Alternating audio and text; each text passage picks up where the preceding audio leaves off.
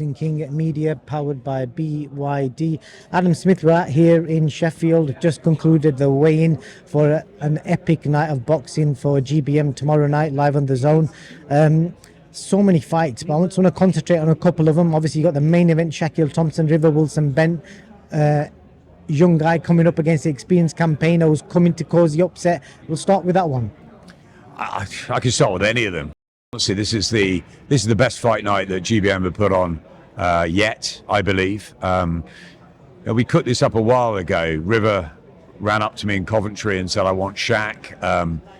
Reece Moore wanted a really tough test in Ryan Walsh, and Tori Ellis-Willits has been calling for the Tyson Gallagher fight. So they're three really, really close, tight, all-action fights that are going to be on display Friday night. It's a great show for DAZN, and you can see the intensity there of all three of them, all three couples, if you were. Absolutely, and you know, a knife couldn't even split between them. Eyeball to eyeball, nose to nose, and in Tyson and Tori's face, a head got in as well. River and Shaq had two head-to-heads. It was incredibly ferocious up there at a weigh-in. All British, a lot of pride, a lot of needle, a lot at stake, crossroads fights, especially Reece Moore and Ryan Walsh. And for Shaquille Thompson, yeah, he's the poster boy, really, of GBM, maybe alongside Kieran Malloy and Tina Bradley. But I think that Shaq has got a huge amount to prove tomorrow night. I think it's really important for him. He's 12-0. He's got 8 knockouts. We're all saying he's one of the best kept secrets in the middleweight division, period. But he's got to prove himself domestically. And River Wilson Bent really fancies this job. He was there, he says, when Shaq got knocked out in the amateurs by his mate Bradley Goldsmith. And I think that River's really fired up by that. I think he believes that the whole thing is an illusion with Shaq Thompson. I think he thinks that he's going to shatter that Friday night, and he really believes he's going to win. He's been confident ever since the fight was made. He wanted it. He cried for it. He's got it. Shaq Thompson has got to show why GBM believes in him, why he's got the class, I think, to mix it with the very best domestically in the middleweight division and maybe go on even further. We saw Hamza Shiraz's terrific performance last Saturday night. Chris EUBANK, it's a huge division, and I think that it's important for Shaq to really get it right tomorrow. He's got a bit of pressure on him, but he's a cool character, and I think that, you know, he can come through a very, very tough night with River Wilson Bent, but it's a hard one, and if he's not right, Shaq, he could get turned over. Indeed, and then the other fight that really intrigues me is Hughie Fury back in action, his third fight in 5 months. He's fighting an absolute giant in Christian Thun. I watched a bit of footage of Christian, and it looks like he's really good on the front foot, big puncher, throws his punches together, and he's massive. He's huge, 6'9.5". Not often you see Hughie looking up at an opponent. I think this is a really important night for Hughie. We heard him at the press conference, quite riled up, more animated than normal. I spent quite a bit of time with him in camp, especially in the Cotswolds this time, and he seemed really intent on making a statement. He wants a knockout, and I think that's right. He had a stoppage in Cardiff. He had the 6th round the last time he was on a GBM show, but I think he's got to again, a little bit like Shaquille Thompson on Friday night, he's got to make a statement. And for Hughie, it's all about reminding the world who he is. This is a guy who fought for a world title. He's only been beaten, and narrowly, by Parker, by Pulev, by Povetkin. Big names. He's had a career almost back to front. He's had 3 years out. As you rightly said, third fight in 5 months. And I think he wants to get another one in before Christmas, maybe against someone like an Otto Wallin. And I think he wants to be knocking at the door of that big heavyweight landscape that Turki Al-Sheikh has put on in Riyadh season within the next 6 to 9 months. So it's a very important night. Problem, Christian Thun, and he wants to win. He's had 5 weeks notice. He trains in Miami. He's come over. He's paid for a hotel to be here and accustomed, you know, with the jet lag and everything for 10 days. He's a really bright guy. He really wants to take these fights and see how he can do. I think he's very realistic that he's the underdog, but he's got 9 wins, 7 by knockout. one defeat when he wasn't well on fight week. He's dangerous, and that means both are coming to win, and I think that's going to make a really exciting fight. Sometimes Huey's been criticised for not being an exciting heavyweight. I think tomorrow night you're going to see an exciting Huey Fury, and I think you're going to see a knockout one way or the other. Indeed, should be a great fight. Just for the fans who want to watch it, tune in live on the Zone tomorrow. I think the undercard's free to watch on YouTube, and then the main event will be on the app. I mean, Ed Hardy, Amir Akbar, you've got Jack Bateson, Kobe McNamara, who sells so many tickets from Leeds, unbeaten prospects. Can't wait for Ed to get going, the farm boy, professional journey about to begin. Taz Nadeem as well. Who knows what we're going to get with him? We got a 20-second knockout first time we had him up.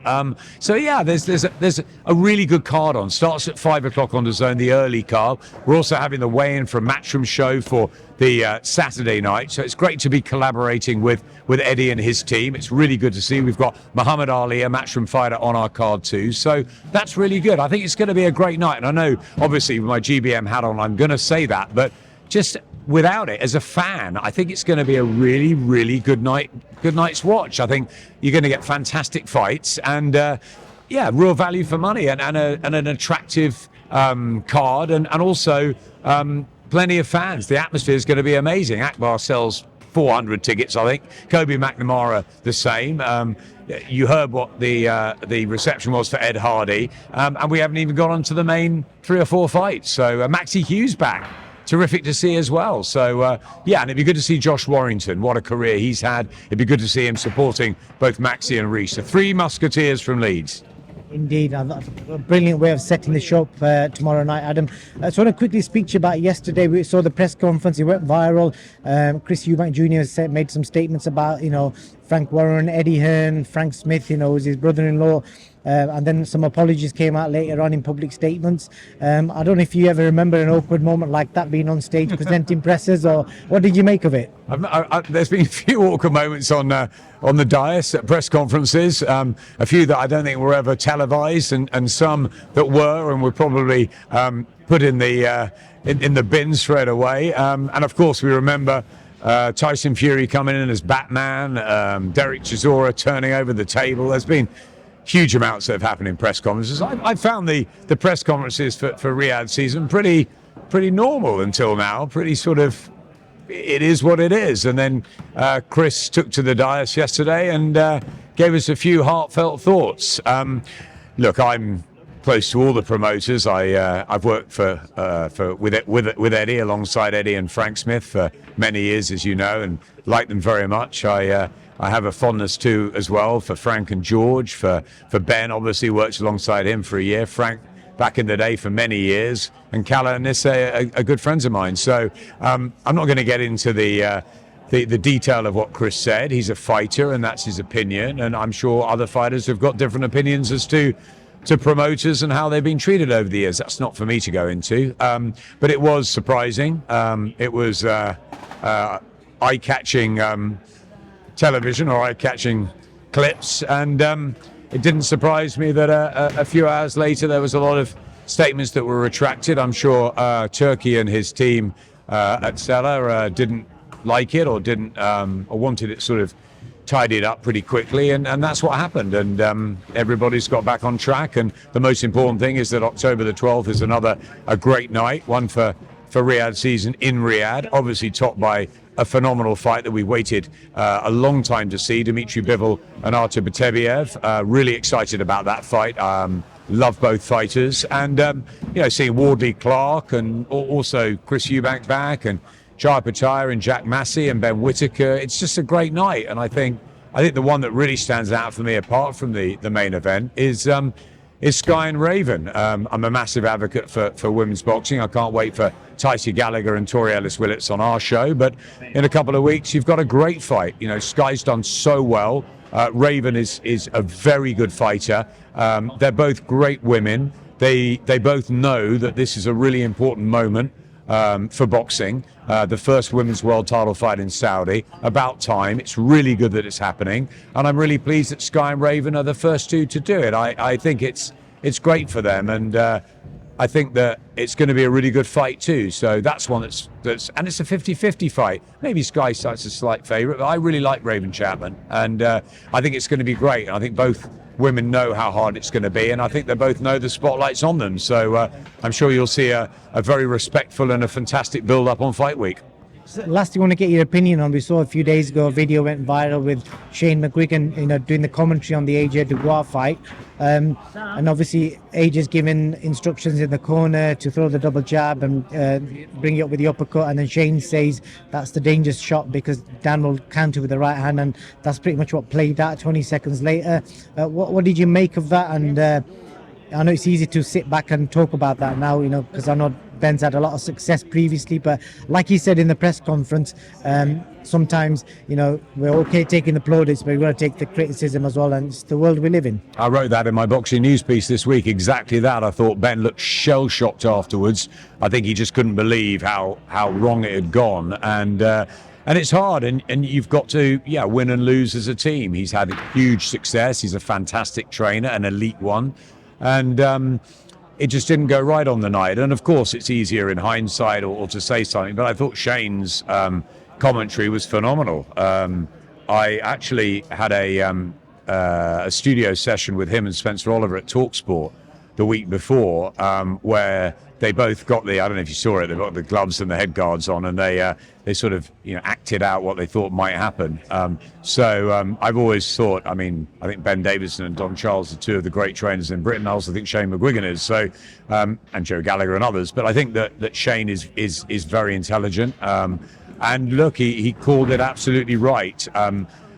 AJ rolled the dice, and it looked for a split second as though maybe all of Daniel's incredible work with an uppercut on the right hand, maybe things could change. But of course, he found that counter in right. AJ had gone into the fire, and Shane called it right. So yeah, you've got to take your hats off to an incredible bit of commentary from Shane McGuigan. I like the fact that AJ went for it. He went out on his shield when nothing had gone right.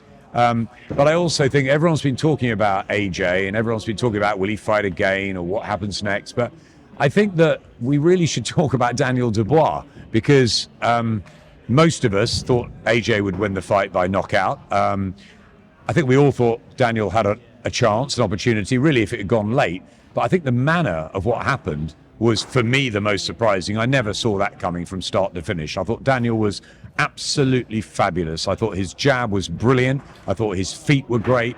I thought he did what Usyk did to AJ in the first fight. He got hold of that middle ring. He got his jab going, and he didn't let Joshua settle at all. And yes, AJ's been criticised for the hand down and the feet, but I think don't take anything away from what Daniel did. He had no respect. He was ruthless. He carried out the game plan brilliantly from Don and Kieran, and it was his night. It was absolutely superb from start to finish. I think he sort of waltzed into the ring as well. I don't like the fact that he came in first. He's the champion, but obviously it was AJ against Dubois. I get it. 90% of the people were there to see Joshua, but actually, I enjoyed his ring walk. I always enjoy AJ's ring walks. I've gone back for years with him, but I actually really enjoyed Daniel's ring walk. I thought the fire and the lights and everything was brilliant. Watching from the media box. Normally I'm ringside, but I watched it from the media box, and it was amazing to see the whole event with Liam Gallagher and all that. And I really enjoyed Daniel's ring walk, and I thought he sort of waltzed into the ring. I thought he looked so calm and so relaxed, and everyone was thinking, would he freeze? And he just went out there and took the fight by the scruff of its neck, and he was superb. So a coming of age night for Daniel Dubois. If he was preparing us for it after Usyk and Miller and Hrgovic, bang, that was the night where everybody can now believe that we have a British heavyweight champion, a world champion who we can get behind, who's 27.